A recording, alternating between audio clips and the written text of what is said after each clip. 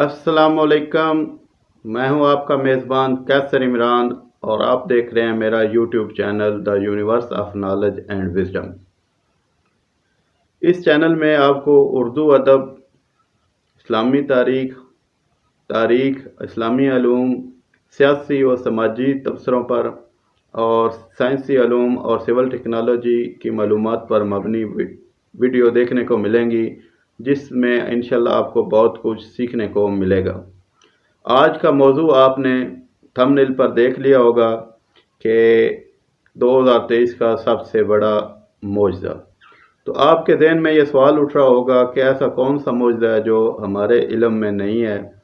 تو اس کا جواب یہ ہے کہ آج کا سب سے بڑا معجزہ جو ہے وہ ہے پاکستان۔ پاکستان کو میں معجزہ اس وجہ سے کہہ رہا ہوں کہ کائنات ایک مکمل، ہر ایک کائنات کا ایک نظام ہے جو کہ ایک منظم نظام کے تحت چل رہی ہے۔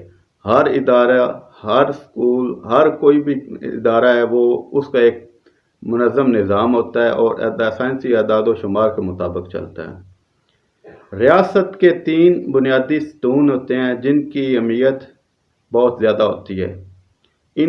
جس ریاست کے جتنے یہ 3 ستون مضبوط ہوں گے، منظم ہوں گے، تو وہ ریاست اس کا مضبوطی کا اتنا اہمیت کی عمل ہوگی۔ کسی بھی ریاست کی وجود برقرار رکھنے میں ان 3 ستونوں کا یا 3 عوامل کا بہت زیادہ اہمیت ہوتی ہے۔ ان میں نمبر 1 ہے مقننہ یعنی کہ قانون ساز ادارہ یعنی کہ پارلیمنٹ۔ اس کے علاوہ نمبر 2 ہے انتظامیہ یعنی بیوروکریسی۔ نمبر 3 ہے عدلیہ، جو عدلیہ یعنی کہ نظام عدل و انصاف۔ آج کل کے دور میں نظام چوتھا جو ستون، جس کو چوتھا ستون بھی کہا جاتا ہے، وہ ہے میڈیا، آزاد میڈیا۔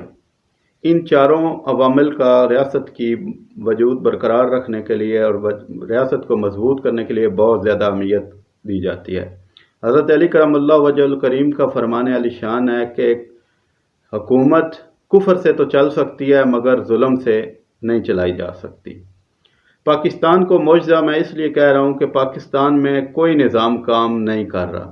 یہاں کی پارلیمنٹ میں نہ تو نہ کی قانون کی بالادستی ہے، نہ غریب طبقے کی نمائندگی ہے، اور نہ کسی کی غریب طبقے کے حقوق کی بات کی جاتی ہے، بلکہ یہاں پر کرپٹ مافیا، چور، ڈاکو مسلط ہیں جن کو اپنے مفاد سیاسی اور اپنے مالی مفاد عزیز ہوتے ہیں۔ غریب عوام سے ان کو کوئی سروکار نہیں ہے، نہ غریب کے بچوں کا ان کو فکر ہے، نہ غریب کے روزگار کا ان کو فکر ہے، نہ غریب کی تعلیم کا ان کو فکر ہے، اور نہ غریب کی صحت کا ان کو فکر ہے۔ دوسرا طبقہ ہے، دوسرے پہ ہے بیوروکریسی، اور بدقسمتی یہ ہے کہ پاکستان کی جو بیوروکریسی ہے اس کا آپ کو سب کو علم ہے کہ وہ کتنی کرپٹ ہے اور کتنی جانبدار ہے اور کتنی گروپ بندی ان میں شامل ہوئی ہے۔ ہر بیوروکریسی جو اپنے سیاسی مفاد اور مالی مفاد کی وجہ سے سیاسی جماعتوں سے وابستگی اختیار کی ہوئی ہے۔ کچھ جو بیوروکریٹ ہیں وہ ان کا تعلق مسلم لیگ نون سے ہے، کچھ کا جو ہے وہ تعلق جناب پیپلز پارٹی سے ہے، اور کچھ کا تعلق جو ہے وہ ہے پی ٹی آئی سے۔ جب مسلم لیگ نون کی حکومت ہوتی ہے اور جن بیوروکریٹ کا تعلق پیپلز پارٹی سے ہوتا ہے یا پی ٹی آئی سے ہوتا ہے، وہ مسلم لیگ نون کو لیے مشکلات کھڑی کرتے ہیں، اور جس کا تعلق پی ٹی آئی سے ہوتا ہے، مسلم لیگ نون سے ہوتا ہے، جب پی ٹی آئی کی حکومت ہوتی ہے یا پیپلز پارٹی کی حکومت ہوتی ہے تو وہ بیوروکریٹ جن کا تعلق مسلم لیگ نون سے یا ہمدردیاں رکھتی ہیں، وہ پیپلز پارٹی کی اور پی ٹی آئی کی حکومت کے لیے مشکلات کھڑی کرتی ہیں، اور جس کا خمیازہ عوام کو بھگتنا پڑتا ہے، کہ جس کی وجہ سے نہ کوئی مثبت پالیسیاں بن سکتی ہیں اور نہ غریبوں کے حقوق کا تحفظ ہو سکتا ہے۔ نمبر 3 پہ ہے عدلیہ۔ عدلیہ بھی اپنا قانونی کردار ادا کرنے میں بہت قاصر ہے۔ جس کی لاٹھی اس کا بھینس، ملک میں قانون چل رہا ہے اور یہ نظام چل رہا ہے، جس کا جو جی میں آئے وہ کرتا ہے۔ غریب کو نہ کوئی انصاف مہیا کیا جاتا ہے، بچے غریب کی نسلوں تک انتظار کے اور عدل و انصاف کی انتظار میں نسلیں جو ہے وہ ضائع ہو جاتی ہیں، جبکہ چور ڈاکو جن کے ہاتھ میں پیسہ ہے وہ اپنی مرضی کے قانون بنواتے ہیں اور اپنی مرضی سے فیصلے لیتے ہیں۔ اسی طرح میڈیا ہے، میڈیا آج کے ہمارے پاکستان کی میڈیا جو ہے اس میں زرد صحافت جو ہے وہ عروج پر ہے، اور ہر جو میڈیا چینل ہے اس کی وابستگی، اس کی ہمدردی جو ہے وہ سیاسی جماعتوں کے ساتھ ہے۔ کچھ میڈیا جو ہے وہ ان کا تعلق مسلم لیگ نون سے ہے، کچھ میڈیا جو ہے ان کا تعلق پی ٹی آئی سے ہے، اور کچھ کا تعلق جو ہے وہ پیپلز پارٹی کا ہے۔ تو جب یہ اپنے مفاد کے لیے، اپنے حقوق کے لیے، اپنے ذاتی مفاد کے اور اپنے پیسہ بٹورنے، مال بٹورنے کی باتیں کرتے ہیں، اور میڈیا میں کوئی کسی قسم کی پالیسی کے بارے میں بیان نہیں کیا جاتا کہ جس میں غریب عوام کا فائدہ ہو یا غریب مزدور کا فائدہ ہو، بس صرف یہ ہے کہ کرپٹ مافیا کے کو تحفظ دیا جاتا ہے۔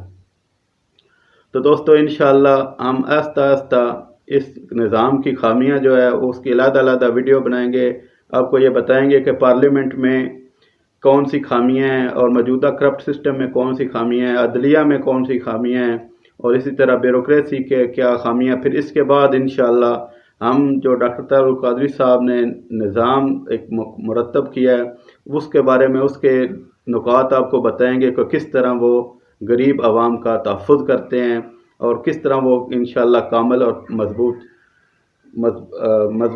انشاءاللہ نظام مہیا کرے گا، جس میں غریب کو اس کا حق ملے گا، تعلیم ملے گی، صحت ملے گی۔ تو آخر میں آپ سے گزارش کرتا ہوں کہ میرے اس یوٹیوب چینل کو سبسکرائب کریں، بیل آئیکن کو پریس کریں تاکہ میں اگلے آنے والی ویڈیو آپ تک پہنچ سکے۔ اس چینل میں آپ کو اردو ادب، اسلامی علوم، سول ٹیکنالوجی، سائنسی علوم پر مبنی ویڈیو دیکھنے کو ملیں گی۔ اگر آپ مجھ کو فیس بک پر دیکھ رہے ہیں تو میرے فیس بک پیج کاروان کربلا اور صدائے انقلاب کو فالو کریں اور لائک کریں اور شیئر کریں۔ آخر میں اجازت دیں، آپ کا میزبان قیصر عمران۔ السلام علیکم۔ اللہ ہمارا حامی و ناصر۔